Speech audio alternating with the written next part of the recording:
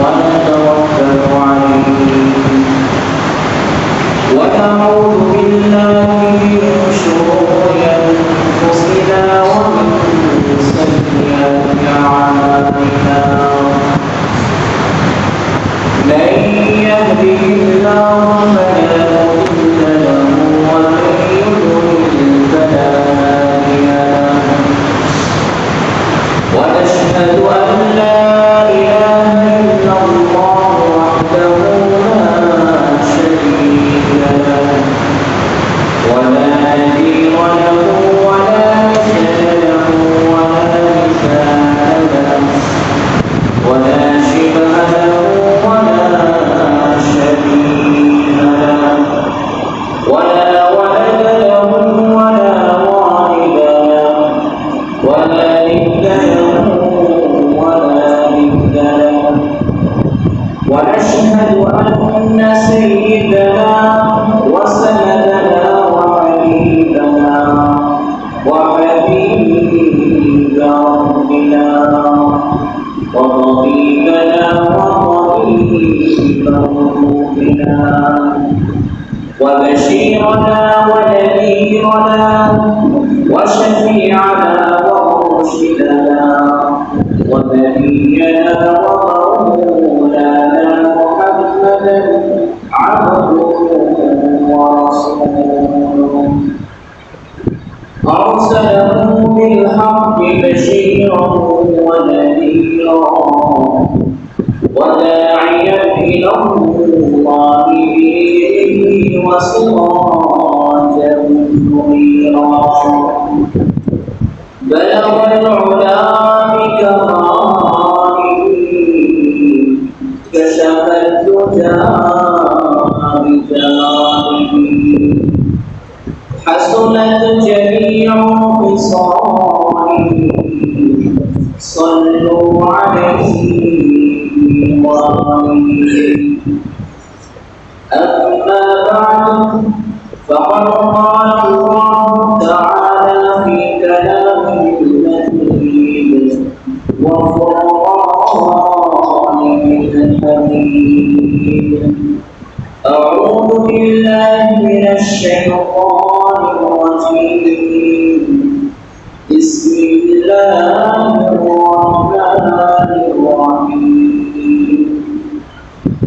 لئن شكرتم لأزيدنكم ولئن كفرتم إن عذابي لشديد وقال تعالى في آية أخرى الشيطان يعدكم الفقر ويأمركم بالفحشاء والله يعدكم مغفرة منه وفضلا والله واسع عليم وقال رسول الله صلى الله عليه وسلم ما من يوم يصبح العباد فيه إلا ملكان ينزلان فيقول أحدهما اللهم أعطي اللهم أعطي ممسكا خلفا ويقول الآخر اللهم أعطي ممسكا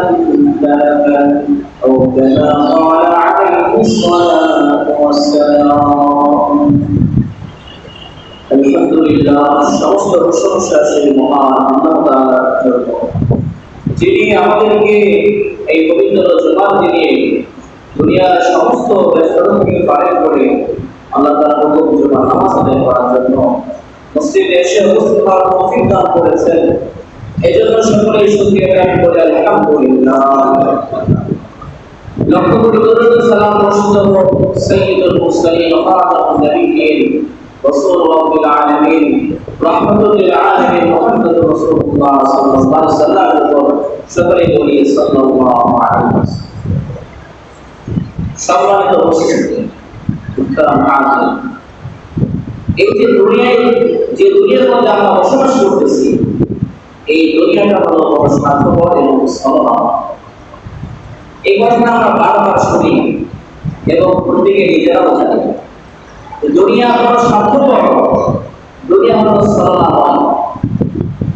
আপনি দুনিয়ার জন্য যত মেহনত করেন, দুনিয়ার জন্য যত পরিশ্রম করেন, দুনিয়ার জন্য নিজেকে উজাড় করে দেন, আপনার মাথার ঘাম পায়ের ঘাম দুনিয়ার জন্য, দুনিয়ার অর্থ সম্পদ উপার্জনের জন্য, কিন্তু যেদিন আপনার চোখটা বন্ধ হয়ে যাবে, আপনার শ্বাস প্রশ্বাস বন্ধ হয়ে যাবে, আপনার হৃদয় স্পন্দন থেমে যাবে, এই দুনিয়া আপনার বিন্দু মাত্র উপকার করতে পারে। এবং এই দুনিয়ার মধ্যে যা কিছু রয়েছে, যত সম্পদ রয়েছে, আপনার উপার্জিত যত ধন সম্পদ আছে, যত টাকা পয়সা আছে, আপনার বিন্দু মাত্র উপকারে আসবে না। এই যে রাসূলুল্লাহ সাল্লাল্লাহু আলাইহি ওয়াসাল্লাম বলেন, "আদ-দুনিয়া জিফাতুন ওয়া তালিকুহা কিলাম।" এই দুনিয়াটা হলো একটা মৃত্যু প্রাণীর মতো, আর যে ব্যক্তি দুনিয়াকে তালাশ করে সে হলো পুকুরে। রাসূল দুনিয়া অন্বেষণকারীদের, যারা দুনিয়ার পিছনে পড়ে থাকে, দুনিয়াকে তালাশ করে, দুনিয়ার জন্য সবকিছু উজাড় করে দিয়েছে, রাসূল বলেন এই দুনিয়াটা একটা মৃত্যু প্রাণী, আর যারা দুনিয়ার পিছনে পড়ে থাকে তারা পুকুরে পড়ে।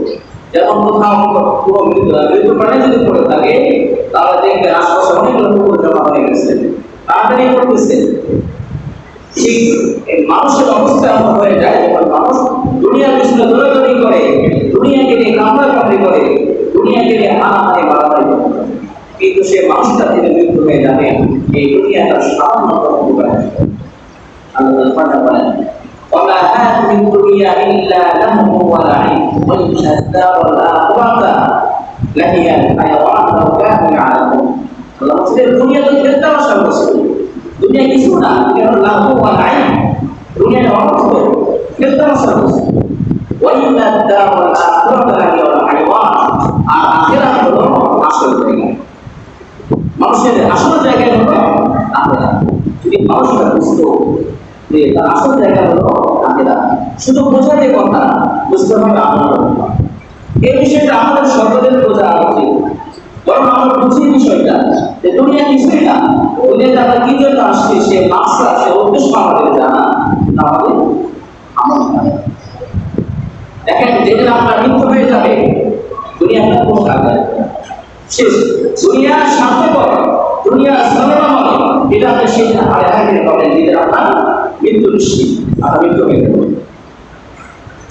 আপনার পরিবার পরিজন, আপনার আত্মীয় স্বজন, আপনার সন্তানাদি, তারা আপনার কি কাজে সেটা আপনার মৃত্যু হয়ে যাবে। তারা অন্তত এতটুকু করতে পারবে আপনার জন্য, আপনার ইন্তেকালের পরে তারা আপনার গোসলের ব্যবস্থা করবে, আপনার কাফনের ব্যবস্থা করবে, এবং আপনার দাফনের ব্যবস্থা করবে। তারা কবরস্থানে গিয়ে আপনাকে দাফন করে রেখে চলে আসবে, শেষ, তাদের কাজ শেষ। অথচ আপনি কিন্তু এই সন্তানদের জন্য, এই স্ত্রীর জন্য, এই পরিবারের জন্য আপনার জীবন উৎসর্গ করে দিয়েছিলেন, কিন্তু আপনার মৃত্যু পরে তার কতটুকু কাজে আসলো? আপনার গোসল, আপনার কাফন, আপনার দাফন, এতটুকু কাজে আসলো।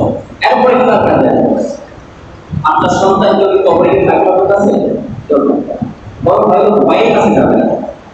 আপনি যে ঘরে ঘুমাইতেন এবং যে ঘরে আপনার ইন্তেকাল হয়ে গেছে, দেখবেন ভয়ে সেই ঘরে হয়তো রেখে দিয়েছেন, অথচ আপনি কি তাদের জন্য সব সুযোগ করে দিয়েছেন। তো দেখেন ওই সময়টা আপনার কি কাজে আসবে?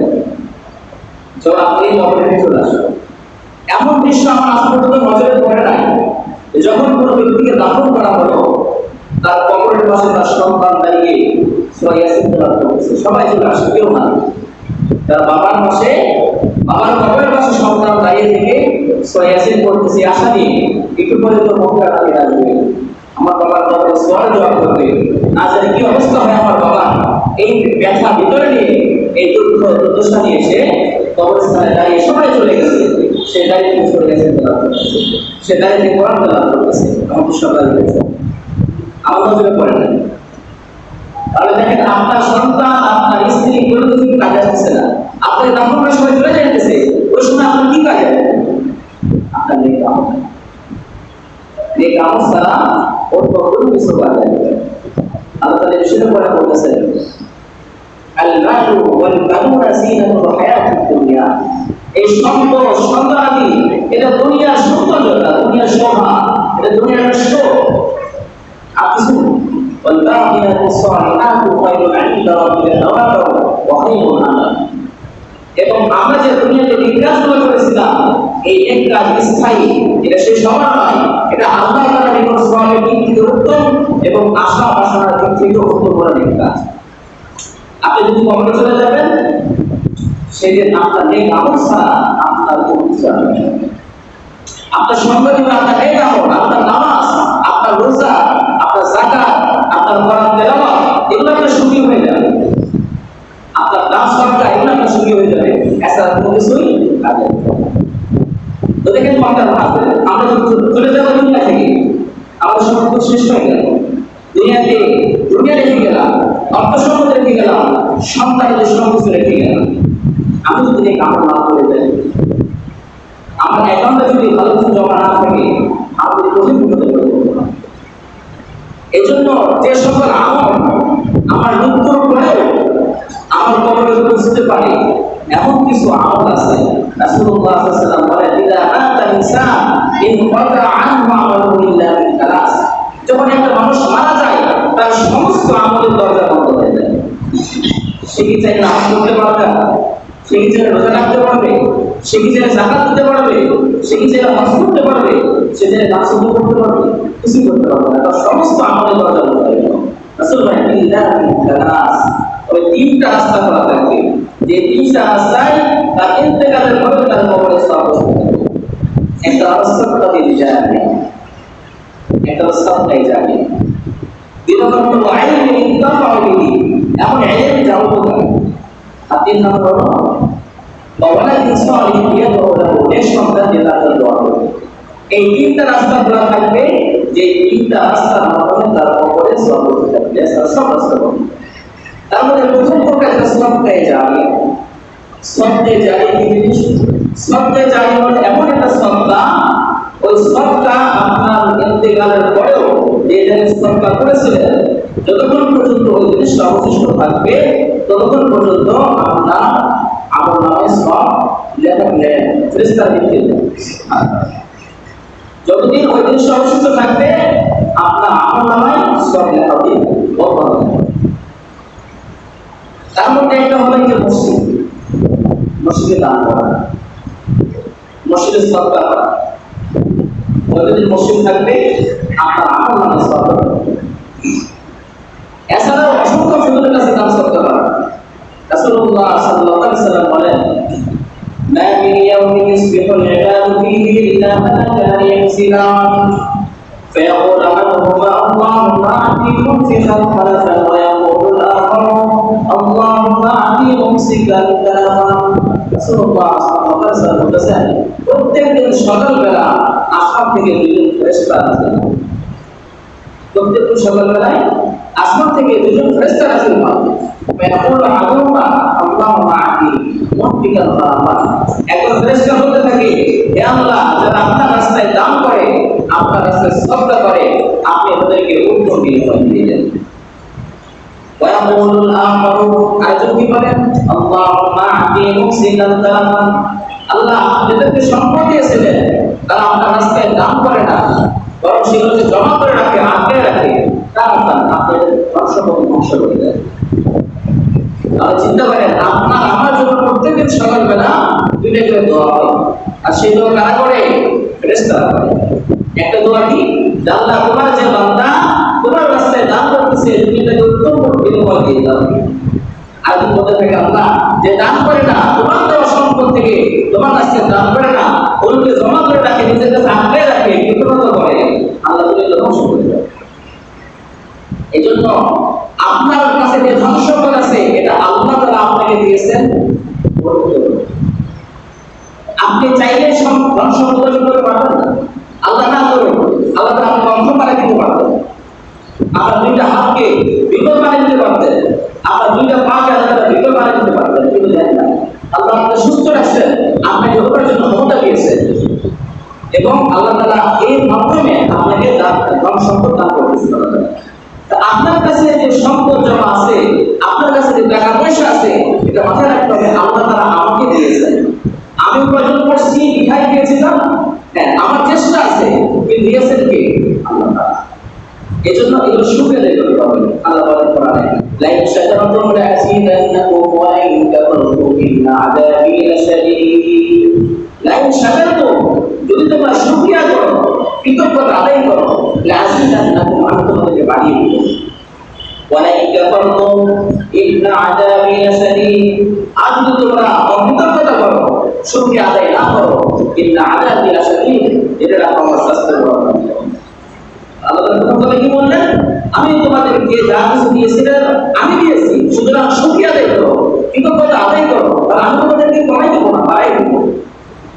ওয়ালাই কাফারতুম, আর শুকরিয়া আদায় না করে যদি অকৃতজ্ঞতা করে, এটা জমা করে রাখো, যেটা আমি আদা দিয়া সাদিন, আমার শাস্তি বড় হয়। আমি দুনিয়াতে শুধু সম্পদ জমা করে রাখলাম, আমরা রাস্তায় দান করতেছি না, কারণ কিন্তু এই সম্পদ কাল কিয়ামতের পরে আমাদের বিপদের কারণ হয়ে যাবে। আমার জান্নাতের পথে সবচেয়ে বড় বাধা হয়ে দাঁড়াবে এই দুনিয়ার সম্পদগুলো, যেগুলো শুধু আমি জমা করছি আল্লাহ রাস্তায় রেখে দেব। কিন্তু যখন আমরা দান করতে চাই, শয়তান তো বসে থাকবে না, শয়তানের কাছে তো বসে থাকে না। শয়তানের কাজ হলো মানুষদেরকে নেক আমলে বাধা দেওয়া। মানুষ যখন ভালো কোনো কাজ করতে যাবে, শয়তান তাকে আটকাই দিবে, তার মাঝখানে বসে থাকবে, যাতে করে সে ভালো কাজ করতে না পারে। আল্লাহ তাআলা যখন শয়তানকে শয়তান বানাই দিলেন, ও শয়তান বলেছিল, ফাবিমা আওয়াইতানি লা ওয়াতাইনা রাসূলাল্লাহ মুস্তাকিম। আল্লাহ আপনি আমাকে যে কোনো শয়তান বানাইলেন, আল্লাহ তাআলা আপনি জেনে রাখেন যে লা ওয়াতাইনা রাসূলাল্লাহ মুস্তাকিম, আমি আপনার বান্দার সোজা পথ, যে পথ জান্নাতে গেছে তার মাঝখানে বসে থাকি। শয়তান আল্লাহকে কি বলে আসতেছে, আল্লাহ আপনার সাথে বানাই দিলেন, সুতরাং জেনে রাখেন যে পথ সোজা, সিরাতুল মুস্তাকিম, যেটা জান্নাতের পথ, যেটা ওই পথের মাঝখানে বসে থাকবো আমি। অতঃপর ডান দিক থেকে, বাম দিক থেকে, সামনে থেকে, পিছনে থেকে তাদের কাছে আসবো, তাদেরকে ধোঁকা দিব। বলে তাদের অধিকাংশকে আপনি শুকর করতে পারেন। সুতরাং শয়তান সে চ্যালেঞ্জ নিয়ে কিন্তু পৃথিবীতে আসছে। শয়তান যে সেই চ্যালেঞ্জ নিয়ে পৃথিবীতে আসছে, এটা আমরা আপনাদের বলেও দিলেন, যাতে করে আমরা ধোঁকায় না পড়ে যাই। আল্লাহ আমাদের সতর্ক করে দিচ্ছেন, বান্দা দেখো শয়তান থেকে চ্যালেঞ্জ নিয়ে দুনিয়াতে গেছে, সুতরাং শয়তানের ধোঁকায় পড়তে হবে। এরপর আমি শয়তানকে বলে দিলেন, যারা তোর পথকে অনুসরণ করবে আমি তাদেরকে জাহান্নামে ভর্তি করে দেব। সুতরাং যখন আমি কোনো ভালো কাজ করতে যাব, নেক কাজ করতে যাব, শয়তান হাজির হয়ে যাবে, আমাকে বাধা দেবে। বিশেষ করে যখন দান সৎকার মামলা আছে, যখন দান করতে বলা হয়, আল্লাহর রাস্তায় সৎকার করতে বলা হয়, শয়তান হাজির হয়ে যায় এবং আমাদেরকে ভয় দেখায়, তুমি দান করবে তোমার সম্পদ কমে যাবে, কি লাভ দান করবে। শয়তান আমাকে কোনো লাভ দেখায় না, শুধু লস দেয় না, কোনো লাভ নাই দান করে, আল্লাহ কি লাভ আছে। অথচ রাসূল বলেছেন, মা নাফাসা সাদাকাতুন মিন মালি, রাসূলের কথা, রাসূলের হাদিস, মা নাফাসা সাদাকাতুন মিন মালি, সদকা কমায় দেয় না, সদকা কারো ধন সম্পত্তি কমায় দেয় না, বরং যারা বেশি দান সদকা করে, সদকা তাদের ধন সম্পদ বাড়ায় দেয়। এটা যুক্তিতে খেলবে না, কারণ ইসলাম যুক্তিতে বোঝাতে ইসলাম। এটা আল্লাহ তাআলার ওয়াদা, আল্লাহ রাসূলের ওয়াদা। আল্লাহ তাআলা কি বলেন, আল্লাহ তাআলা বলতেছেন, আশ-শাইতানু ইয়া'iদুকুম ফাকরা ইয়া'মুরুকুম বিল ফাহশা, শয়তান তোমাদেরকে দারিদ্রতার ভয় দেখায়। শয়তান তোমাদেরকে ইয়া'iদুকুম ফাকরা, তোমাদেরকে ভয় দেখায় দারিদ্রতা। এগুলো দান করবে আল্লাহর রাস্তায়, সম্পদ দেখা চলে যাবে, কোনো কাজে লাগবে না। এরকম ভয় দেখায় শয়তান, দেখায় আমাদের মনের মধ্যে ওয়াসওয়াসা তৈরি করে, ওয়া'মুরুকুম বিল ফাহশা, এবং আমাদেরকে গুনাহের কাজে, অশ্লীলতার কাজে উদ্বুদ্ধ করে শয়তান। দেখবেন কোনো কোনো এলাকায় এমন দেখা যায়, একটা বিশাল গানের কনসার্ট করা হবে, মানুষ সেখানে দোহা উজাড় করে টাকা লাগবে। এক জায়গায় গানের কনসার্ট করা হবে, অনন্ত অনন্ত মেয়েরা নাচানাচি করবে, গান বাজনা হবে, মানুষদের কাছে যখন টাকা দিতে দেওয়া হয়, দোহা উজাড় করে টাকা লাগবে। এই জন্য এমন কোন ভাষা শয়তান মানুষকে অশ্লীল কাজ, অন্যায় কাজ, গর্বিত কাজে উৎসাহ দেয়। শয়তান মনে ভালো লাগে না, উৎসাহ দিতেও তখন টাকা দিয়ে দেবো। যখন আপনি ভালো কোনো কাজে অনেক কাজ দান করতে যাবেন, আর সেই তখন আইনুল ফাকরা, শয়তান আপনাকে দারিদ্রতার ভয় দেখাবে, দান করবে তখন সব শেষ হয়ে যাবে। আল্লাহু ইয়াইদুকুম মাগফিরাতাম মিনহু ওয়া ফাদলা, এরপরে আল্লাহ বলতেছেন, আল্লাহু ইয়াইদুকুম মাগফিরাতাম মিনহু ওয়া ফাদলা। আরে বান্দা জেনে রাখো, আল্লাহু ইয়াইদুকুম, আল্লাহ তাআলা তোমাদেরকে ওয়াদা দিতেছেন, মাগফিরাতাম ক্ষমা, মিনহু ওয়া ফাদলা, এবং আল্লাহ তাআলা তোমাদেরকে অনুগ্রহ করার দয়া করার ওয়াদা করেছেন এবং আল্লাহর উত্তর রিজিক দেয়া। এই আয়াতে স্পষ্ট মধ্যে শয়তান আমাদেরকে দায়িত্ব করে ভয় দেখাচ্ছে এবং অন্যায় অশ্লীলতা আমাদের উৎসাহ দিতেছে। আর আল্লাহ তাআলা ওয়াদা করতেছেন, বান্দা তুমি দান করো, আমি তোমাদের ক্ষমা করবো, সাবধান দয়া করবো, আল্লাহ খায়রুল রাযিকিন, উত্তম রিজিক দেব আমি। রিজিক কে দেয়? রিজিকের মালিক কে? আল্লাহ। সুতরাং আপনার কাছে যে সম্পদ আছে এটা আল্লাহ তাআলা আপনাকে দিয়েছেন, যখন আপনি সেখান থেকে আল্লাহর রাস্তায় ব্যয় করবেন, আল্লাহ ওয়াদা করতেছেন আমি তোমাদের কমাই দেব না, বরং আরো বাড়াই দেব। এছাড়াও দান শব্দের অসংখ্য ফজিলত আছে।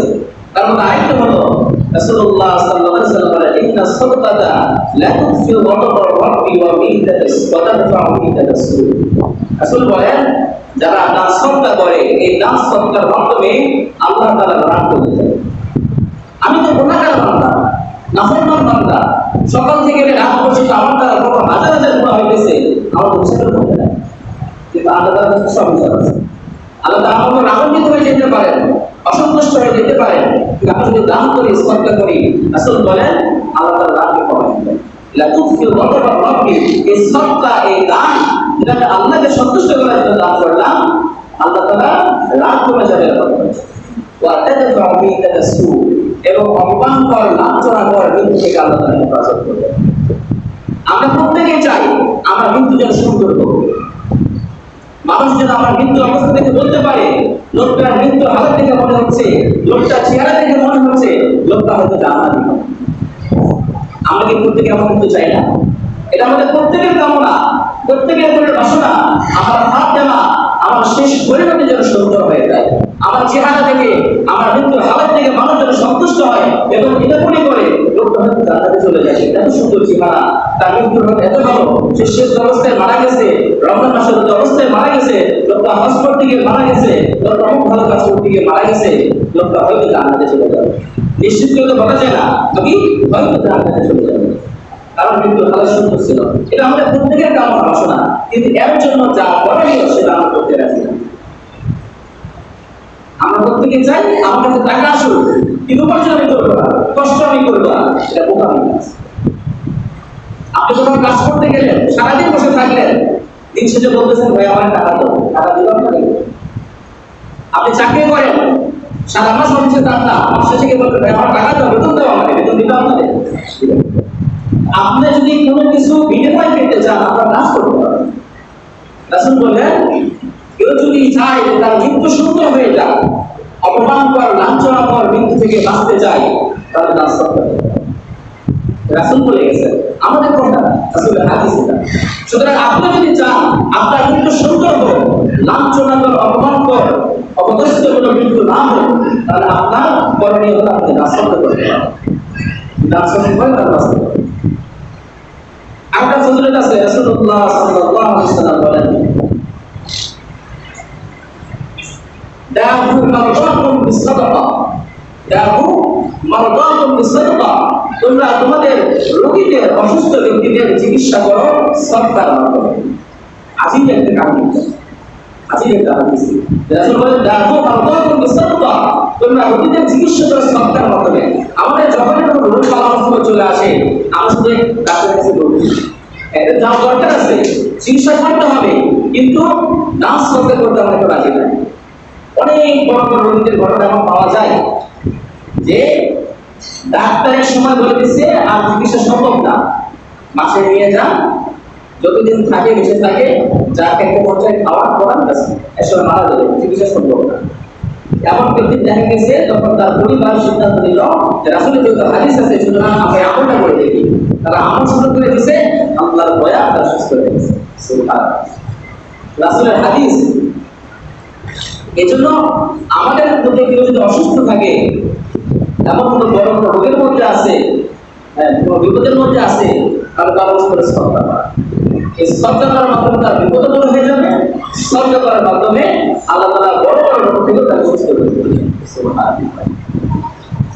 এই জন্য মক্কার কাছে দেখেন, এই যে দানের ফজিলতগুলো বলা হচ্ছে, এগুলো আমরা শুনি, মোটামুটি অনেকে দানের ফজিলতগুলো জানি, কিন্তু আমরা আমল করতে যখন যাই মাথা নষ্ট হয়ে যায়, আমাদের দিল, আমাদের মন, আমাদের হাত সংকুচিত হয়ে যায় দান করতে।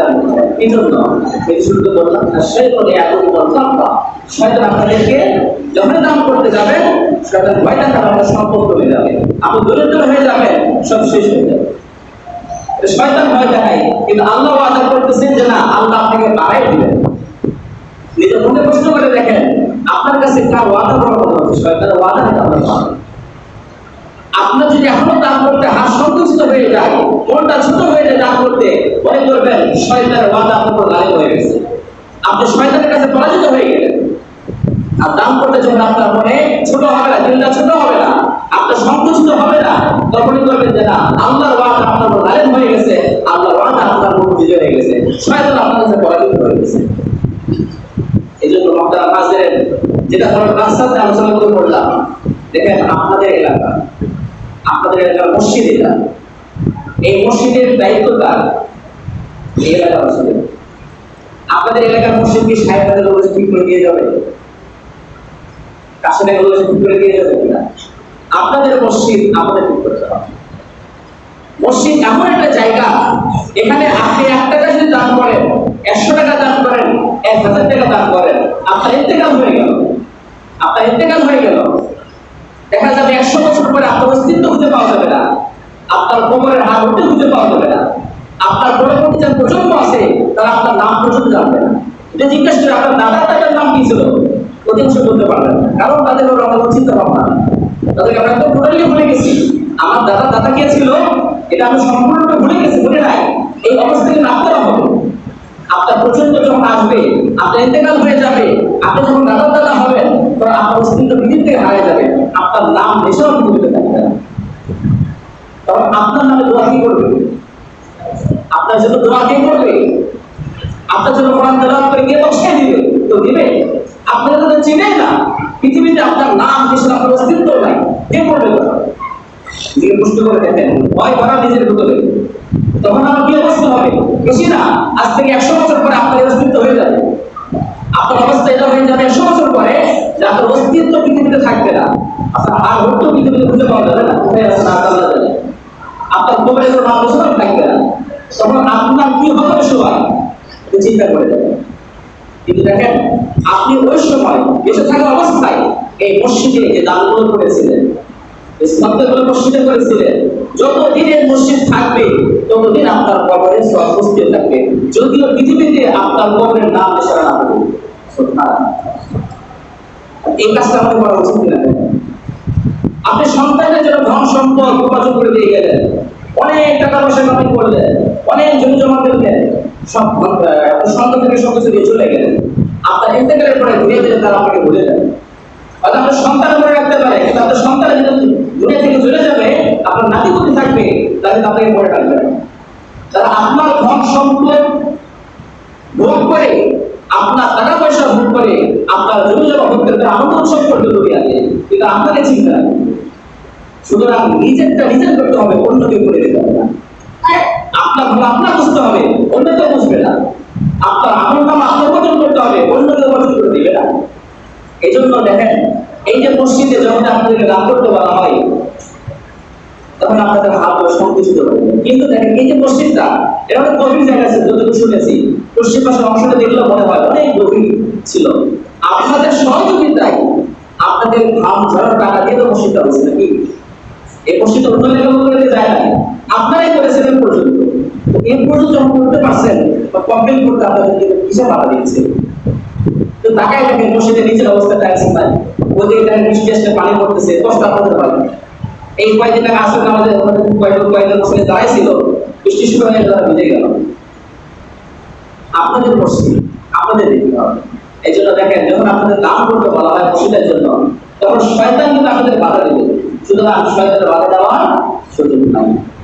এই জন্য আপনাদের সবকিছু ভুলে গিয়ে শয়তানের যে অস্ত্রগুলো আছে, শয়তানের যে প্রবন্ধের আপনাদের হৃদয়ের মধ্যে সেগুলো দূর করে দেন এবং স্বতঃস্ফূর্তভাবে খুশি মনে আল্লাহকে সন্তুষ্ট করার জন্য এবং নিজের ভবিষ্যৎ অর্থাৎ আপনার ইন্তেকালের পর আপনার কি অবস্থা হবে ওগুলো চিন্তা করে তারা হাতকে বাড়িয়ে দেন। আপনারা পারবেন, আপনাদের সহযোগিতায় আপনারা যদি চেষ্টা করেন 1 বছরের মধ্যে এই এই মসজিদ কমপ্লিট করতে পারবেন? পারবেন না ইনশাআল্লাহ? পারবেন না ইনশাআল্লাহ? পারবেন। বেশি কিছু না, আপনারা প্রত্যেক মাসে এই যে পান, চা, আনুষ্ঠানিক যে নাস্তার জন্য টাকাটা ব্যয় করেন, এটা কিন্তু গুরুত্বপূর্ণ টাকা না, এমনি টাকা বলে যায়। মোটামুটি ব্যক্তি হিসেবে প্রত্যেকটা ব্যক্তি প্রায় 500 থেকে 1000 টাকা চলে যায় প্রতি মাসে। প্রত্যেক মাসে 500 থেকে 1000 টাকা এই চা, পান, আনুষ্ঠানিক নাস্তা খরচ হয়ে যায়। ওই টাকাটা যদি শুধু মসজিদে আসে, তাহলে 1 বছরের মধ্যে মসজিদ কমপ্লিট হয়ে যাবে। শুধু ওই টাকাটা আপনার কষ্টে টাকা দেওয়া লাগবে না, যে টাকাটা ফাও হয়ে পড়ে যাচ্ছে ওই টাকা শুধু ধরতে পারলে এই মসজিদ 1 বছর কমপ্লিট হয়ে যাবে। সুন্দর হয়ে যাবে মসজিদটা। আপনার যদি মসজিদ সুন্দর করে যান, আপনার পরবর্তী প্রজন্ম বলতে পারবে আমাদের দাদারা এই মসজিদকে এত কষ্ট করে তৈরি করে দিয়ে গেছে। তারা আপনাদের জন্য প্রশংসা করবে, আপনাদের জন্য দোয়া করবে। আর যদি হাতে রেখে যান, আপনার পরবর্তী প্রজন্ম কিন্তু আপনাদের এই অনুরূপ কথা বলবে, তারা কেমন লোক ছিল, এতটুকু করতে পারবো বাকি করতে পারবো না। এই জন্য সবাই হিম্মত রাখেন যেন খুব দ্রুতই এই মসজিদটা সুন্দর হয়ে যায়। আপনারা কি চান মসজিদটা সুন্দর হয়ে যায়? আপনাদের হিন্দুদের মধ্যে নামাজ পড়ার শান্তি আসবে, মসজিদের মিনারগুলো সুন্দর হবে, মসজিদের ফ্লোর সুন্দর হবে, মসজিদের যত আনুষ্ঠানিক কাজগুলো বাকি আছে এগুলো খুব দ্রুত সুন্দর হয়ে যায়। এজন্য সকলেই আমরা নিয়োগ করি, যখন আমাদের কাজ করতে বলা হবে আমাদের স্বতঃস্ফূর্ত মনে, পরিপূর্ণ মনে আল্লাহকে সন্তুষ্ট করার জন্য এবং নিজের আখিরাতে কি হবে ওই করুণা আমাদের খেয়াল করে সম্পদগুলোকে সংকুচিত না করে, আজকে সংকুচিত না করে, সম্পদগুলোকে জমা না করে তো ব্যয় আল্লাহ আমাদের সকলকে দান করার তৌফিক দান করুন। ওয়া আখিরু দাওয়ানা